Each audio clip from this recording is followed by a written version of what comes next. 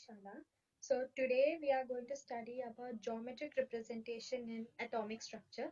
So before we get into the video, I would request you all to please subscribe to my channel first so that you'll be notified for the next video I put up for atomic structure. So this is the part 2. Part 3 will be coming soon. So please subscribe for that. So for now, let's get into the video. So there were two scientists who proposed a theory that was distribution of electrons revolving around the nucleus of an atom in different orbits is called electronic configuration. This scheme is called the Bohr and Bury scheme of electronic configuration. So both the scientists have collectively brought up this theory that the distribution of electrons revolving around the nucleus of an atom in different orbits. So this arrangement of electrons in different orbits around the nucleus, they termed it as electronic configuration. So the first thing which they proposed is that the maximum number of electrons which can be present in any shell of an atom is given by the formula 2n square, where n is the number of shells as counted from the nucleus. So according to this scheme, the distribution of electrons in different shells is shown in this diagram over here. So in the middle is the nucleus and surrounding it are electrons moving in the different orbits. So it's given by the formula of 2n square. So the first orbit will have two shells and the second orbit will have 2 into n. N is 2 over here because we are going to the second orbit. So 2 into 2 whole square. So that is 2 into 4, 8. So the second shell must have 8 electrons. It must have 8 electrons, and the third shell, the final shell, the outermost shell, it must have 18 electrons as per the formula 2n square. So n is 3 over here because it's the third orbit. So it depends upon the number of orbits. If n is 1, then you substitute 1 there, 2 or 3. So n is 3 over here. So you multiply 2 into 3 the whole square, then you get 18 electrons. So like that, this first shell, second shell, third shell, and so on. As the n value increases, the number of electrons also increases. So the second point which is mentioned, that is the outermost shell cannot have more than 8 electrons and the shell next to it cannot have more than 18 electrons. So this second shell, its limit is only up to 8 electrons and the third shell is still 18 electrons.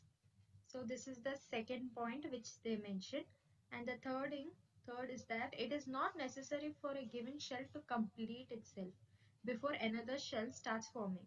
So there's a rule that a new shell is formed as soon as the shell attains 8 electrons.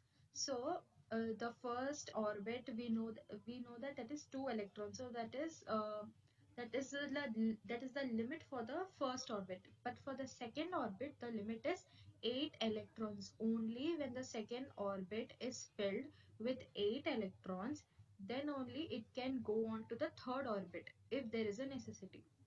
Otherwise, 8 electrons should be in the second orbit. Then only you can move to the next one. So the next point is that an atom becomes stable when its outermost shell has 8 electrons or it has only one shell containing 2 electrons.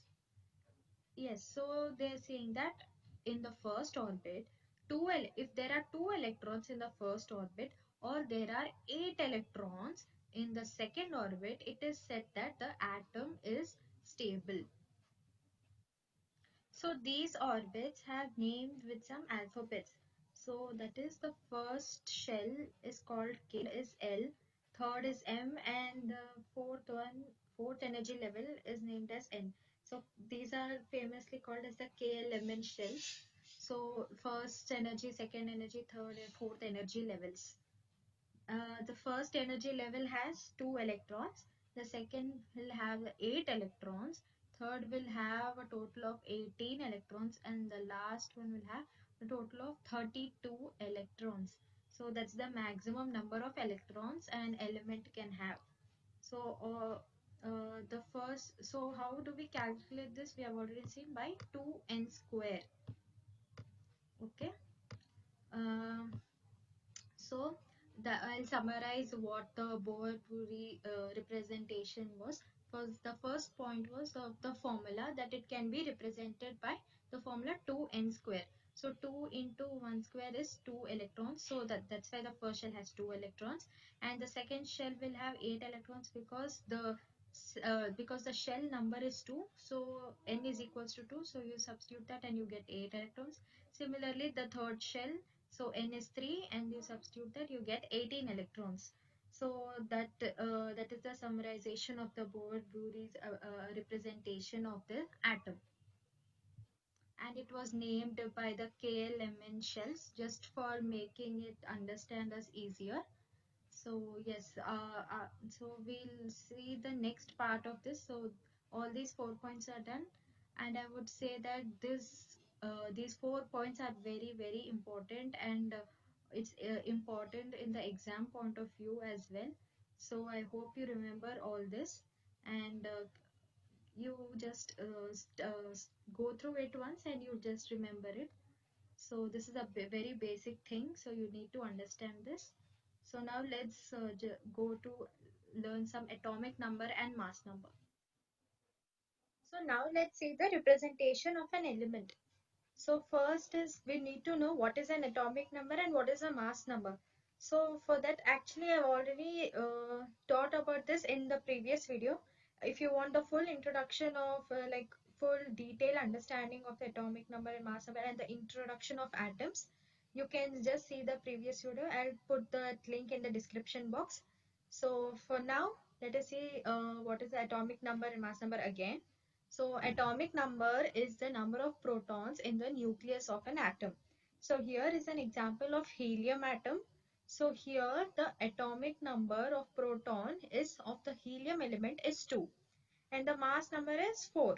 So 4.033 we estimate and take it as 4. So atomic number is 2 and helium and the mass number of helium is 4. So the atomic number we represent it by the symbol Z, and we write it in the bottom part of the element, as whereas the mass number we write it on the top part, which is represented as A. So the what mass number is the total number of protons and neutrons. So protons and neutrons, which constitute the nucleus, so they together will give the mass number of an element, whereas the atomic number gives the number of protons in the atom. So we have an example of carbon over here, which has 6 protons, 6 neutrons and 6 electrons. So how to calculate the number of neutrons is we subtract the mass number with the atomic number, that is A minus Z. So you'll get the number of electrons, which is n value, that is equals to A, that is mass number, minus the atomic number. So 12 minus 6, you get it as 6. So 6 neutrons and protons is 6 because the atomic number is equal to the number of protons, so it is 6. And obviously we have the electrons as 6 electrons. So yes, that is about atomic number and mass number over here. Hope I think it is clear. If still it is not clear and if you want a detailed introduction of atoms, you can see in my previous video. So now let's see some more example of some other elements, so you'll have a better understanding of this. So here I've given some examples of some elements for the representation. So let's see the first element, which is oxygen. So for oxygen, the atomic number is 8 and the number of electrons in the outermost shell are 6 and the inner shell electrons it is 2, because the mass number of oxygen is 60 and the atomic number is 8. So the number of neutrons you get is what? A minus Z, which is 16 minus 8, you will get as 8. So the number of neutrons is 8, mass number 16, atomic number 8. So how will you represent this electronic configuration is that, so what we learned from the previous slides is that the first shell must have two electrons at the maximum. Two electrons it must have. So what we do is we take two electrons in the first shell, and then after filling the first shell, then we fill the second shell. As the number of neutrons is 8, so the first shell we have filled with 2 electrons. Now the remaining 6 electrons. So the remaining 6 we have to put that into the second orbit. So there are remaining 6, right? So we draw all the 6 electrons in the second shell. So the electronic configuration of the oxygen atom becomes 2 comma 6, because the number of neutrons which we got from A minus Z, mass number minus atomic number, is 8. So electronic configuration should be according to that only. That's why we fill the first shell with 2 electrons and the second shell with 6 electrons. But we know that for the second shell, I know that electrons should be 8, as we have seen in the previous slide. The limit must be 8 electrons, otherwise the atom won't be stable. So that's why oxygen actually needs to combine with some other element to get its stability. So now let's see to the other example. We have nitrogen, whose mass number is 14 and its atomic number is 7. So we know that how to find the number of neutrons. So 14 minus 7 is 7. So we got the number of neutrons as 7. So how to do this electronic configuration is that 7, right? So you just completely blindly you just take the 2 electrons in the first shell. So almost for all the elements in the periodic table, all the elements for the first shell, you have to fill it with 2 electrons compulsory. So that's, you just remember that first shell 2 electrons compulsory. Yes, so 2 electrons are done. So how many more are remaining to fill the 7 electrons is 5. So in the second shell you put 5 electrons. So that is so simple. Your electronic configuration is done. 2 electrons in the first shell and 5 electrons in the second shell. So it is 2 comma 5. Your electronic configuration answer is 2 comma 5. So now let's see about sodium. So sodium has a mass number of 23 and atomic number of 11. So the number of neutrons will be, how much it will be? It will be 12, because 23 minus 11, 12. So A minus Z, we get the number of neutrons. Value is 12. So how to represent this? As usual, obviously the first shell will be of 2 electrons. And now how, after the 2 electrons, now the second, how many more are remaining is that 9. So for the second shell, we need to fill it with the maximum number of electrons. So already 2 are done. So next we need to fill. How we need to fill our, the limit is 8 electrons. So we draw all the 8 electrons in the second shell. So first shell is done 2 electrons, second shell is done 8 electrons. Okay, I'll just write it here. This is 8, the second shell, and the first shell is 2. Now only actually 10 electrons are done here. So the remaining are actually 2 electrons, but the but we only 1 electron away here, because the outermost shell must be greater than, like, it must be greater than the 8 electrons. It must be 18, or next one is 32. We cannot have in the last orbit like 2 electrons. So this sodium atom is unstable now. So this atom must combine with other atom to get its stability. So we have seen that oxygen is also having 6 electrons in the outermost shell and it does not have stability. So if sodium and oxygen element combine, and they form sodium oxide, they will have a stability and their electronic configuration will be completed. So this sodium electronic configuration is 2, comma 8, comma 1, because the number of electrons are 11. That's why we will be having 2, 8 and 1, and 1 will be in the outermost valence shell. So I hope you have understood the representation of elements. It's very simple. You just need to find the number of protons, number of electrons, and number of neutrons. And according to that, you need to just fill up the shells with the number of electrons. So yes, that is it. And if you have any doubts, please do write it in the comment section. So yes, that's about it. So let's go to the next thing, that is the isotopes. So isotopes. What are isotopes here? So the elements which have the same atomic number but different mass number are known as isotopes. So what are the atoms which have same atomic number is that of hydrogen. So these are the isotopes of hydrogen element. So the atomic number, that is the lower element. So all of the hydrogen atom, all the three are having 1, 1, 1. And let us see the mass number, which is the top part of that element is in protium it is 1, deuterium it is 2, tritium it is 3. So see, we can see that the mass number is varying over here, but the atomic number is same. It is unchanged. It is 1, 1 and 1. And the mass number, it is changed, like from protium to deuterium to tritium. It is changed from 1, 2 and 3. So these are known as isotopes. They have same atomic number and different mass number.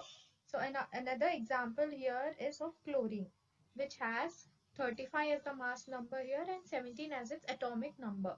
So the isotope of this chlorine atom is another one which has the mass number as 37 and atomic number as 17. The same atomic number, there is no difference, but the mass number changes 35 to 37. So these are known as isotopes, and these are the two examples of it.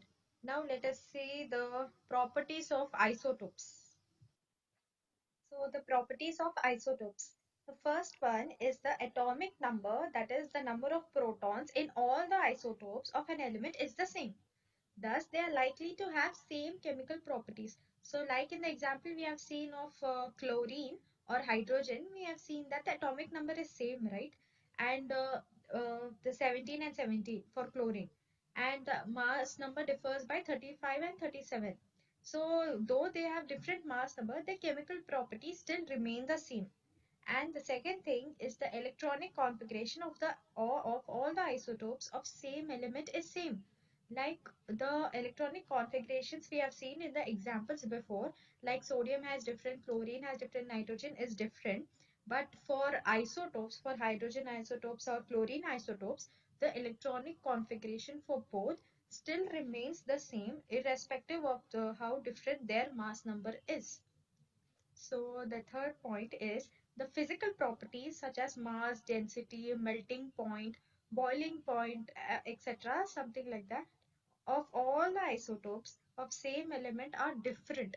So this is the one thing which is different in isotopes. Like for isotope of chlorine of which has 35 as mass number and 17 as atomic number. Its isotope, that is 37 mass number of chlorine atom, both differ in terms of density, melting point, boiling point, and those physical properties. So that is the difference between them, but they have same chemical properties, and they are they like the mass number is different and they have the same chemical properties. The electronic configuration is same, only the which differs is that is physical properties.